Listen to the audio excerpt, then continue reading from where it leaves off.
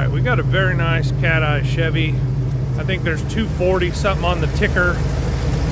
6 liters performed really well. It came in with an overheat issue. You can see we've got the new water pump on there. That was our main cause or main problem.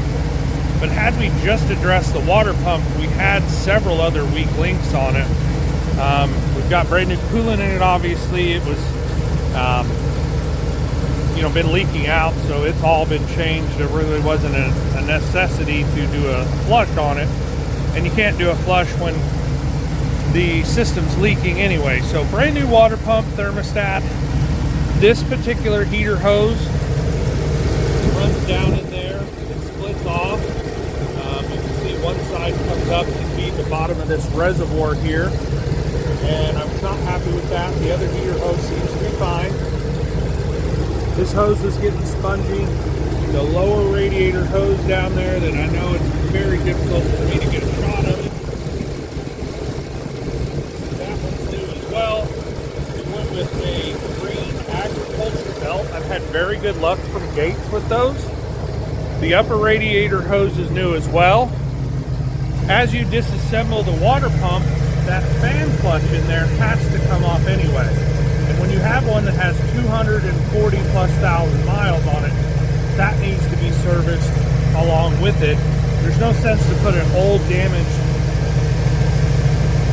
fan clutch back on a belt or back on a water pump and put it back in there. As well as we have a factory AC Delco radiator in here. The previous one that we took out, this tank was seeping or leaking, depending on how intense you want to put it. And so this is basically verification or repairs. You can see it's cold out here this morning. We're going to bring it up to temperature, make sure everything is burped as far as the air in the cooling system. We did put a new radiator cap, 250,000 miles. On an old radiator cap just doesn't make much sense to me not to service. So a significant part of the cooling system has been replaced. Basically, we've got, that heater hose, which is fine. I did not want to disturb it because somebody's already been in there previously. That was something that was done before we got here this time.